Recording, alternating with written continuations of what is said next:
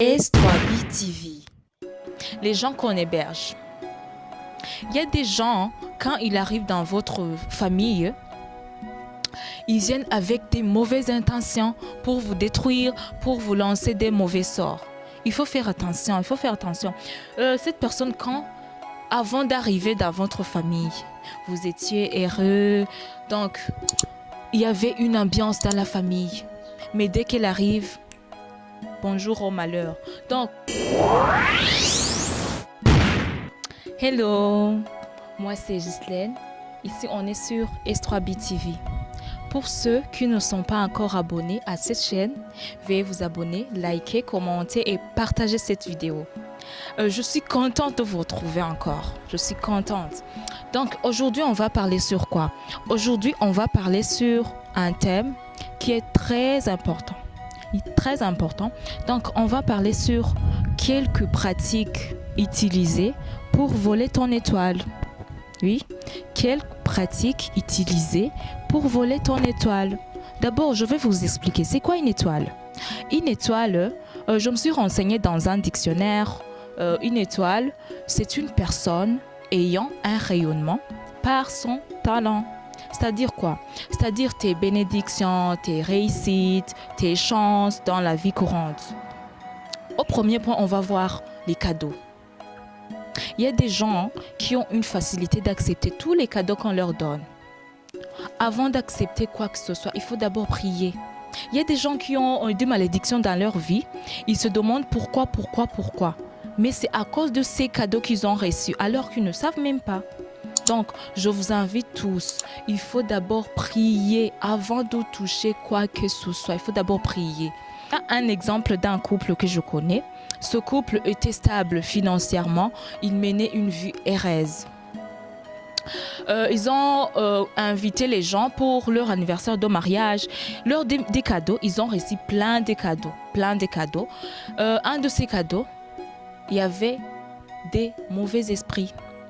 Alors, ils ne savent même pas. Ils avaient hâte d'ouvrir ces cadeaux qu'ils ont reçus, vous voyez. Arrivé à ce cadeau, les choses commencèrent à aller mal. Leur vie commença à s'effondrer. Leur source de revenus commença à tarir. Vous voyez. Et puis, ils ont constaté que quelque chose n'allait pas bien. Et puis, ils ont commencé à prier, jeûner. Et puis, quelques mois après, leur vie était redevenue à la normale. Pour vous dire quoi? Pour vous dire, à chaque fois que vous touchez quoi que ce soit, il faut d'abord prier. Il faut prier parce que la prière a une puissance qui brise, qui neutralise toutes les malédictions. Donc, je vous invite, moi aussi, il faut d'abord prier. Il faut prier. Au deuxième point, on va voir échanger les effets personnels. Ici, je m'adresse aux jeunes filles qui se préparent pour le mariage. Elles aiment donner leurs vêtements, leurs chaussures, les sacs à main, je ne sais pas, etc. Vous voyez? Tu prends tes chaussures, tu donnes aux gens. Tu prends tes vêtements, tu donnes aux gens. Tu prends tes perruques pour les filles, tu donnes aux gens.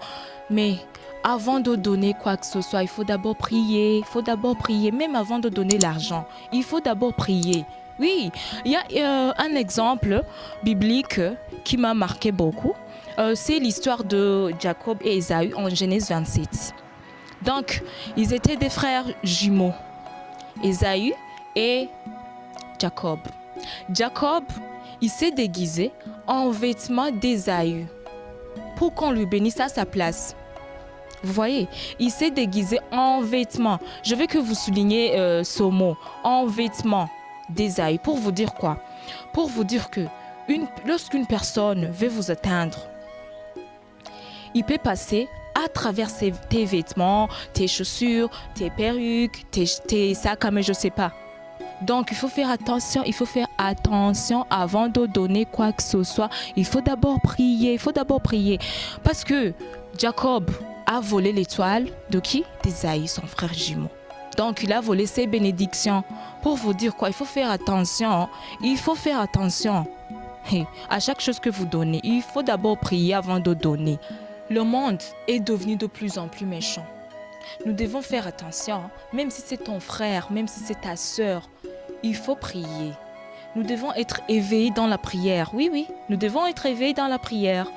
Donc, on va sur le troisième point. Coucher avec un homme que vous n'êtes pas marié. Coucher avec un homme que vous n'êtes pas marié. On sait que coucher avec un homme que vous n'êtes pas marié, c'est un péché. Là, on est d'accord? Oui. Il y a des hommes qui soutirent des bénédictions en couchant avec tes filles. En couchant avec tes filles. Toi, la fille qui couche avec un homme que vous n'êtes pas marié, tu perds ton étoile. Tu perds ton étoile et tes bénédictions. Ça t'apporte que des malédictions dans ta vie et des malheurs. Donc, il faut arrêter les filles. D'abord, je m'adresse aux filles. Il faut arrêter. Là, il y a des hommes occultistes. Donc, il y a un exemple. J'aime donner des exemples, moi. Il y a un exemple d'un homme qui était occultiste. Avant de coucher avec une fille, et il disait ceci: chaque fille qu'on va coucher ensemble, elle va rester célibataire et elle ne va pas se marier. Vous voyez, vous imaginez? Elle va rester célibataire et elle ne va pas se marier. C'est très dangereux. Il faut arrêter les filles, il faut arrêter. Il y a un exemple dans la Bible, en Juge 13, c'est l'histoire de Samson. Samson, on lui a coupé tous les cheveux. On lui a coupé tous les cheveux pour vous montrer comment on peut manipuler votre esprit pour voler ton étoile. Donc, il a dévoué là où se trouvait son étoile, donc sa puissance. Et puis, on lui a coupé tous les cheveux. Donc, il a perdu pour vous dire qu'il faut faire attention, il y a un autre exemple dans la Bible. Moi, j'aime les exemples, oui. Il y a un autre exemple, c'est l'histoire de Joseph, en Genèse 39. Joseph s'est trouvé face à la tentation de la femme de Potiphar. Donc, la femme de Potiphar voulait coucher ensemble avec Joseph. Mais Joseph n'a pas cédé à cette tentation. Donc, il a résisté. Pour vous dire que même si c'est votre supérieur, il faut refuser. Mais Dieu l'a béni parce qu'il a refusé. Il a refusé de coucher ensemble avec cette femme. Pour vous dire qu'il faut résister face aux tentations. On va sur le quatrième point. Les gens qu'on héberge. Il y a des gens, quand ils arrivent dans votre famille, ils viennent avec des mauvaises intentions pour vous détruire, pour vous lancer des mauvais sorts. Il faut faire attention. Cette personne, avant d'arriver dans votre famille, vous étiez heureux, donc il y avait une ambiance dans la famille. Mais dès qu'elle arrive, bonjour au malheur. Vous devez faire attention avant d'héberger une personne dans votre famille. Vous devez faire attention. Il faut d'abord prier. Des gens, quand ils arrivent, vous vous trouvez dans des situations difficiles. On dit pourquoi la vie n'allait pas bien, pourquoi, mais c'est à cause de cette personne que vous hébergez, sans le savoir. Il faut prier, même les grooms et même les bonnes, même si c'est la personne de votre famille. Avant de l'héberger, il faut d'abord prier. Et la prière a une puissance, qui brise toutes les malédictions. Il faut d'abord prier. Avant d'héberger une personne dans votre famille. C'est la fin de cette vidéo. Merci de m'avoir suivi. Partagez, likez et commentez cette vidéo. À la prochaine.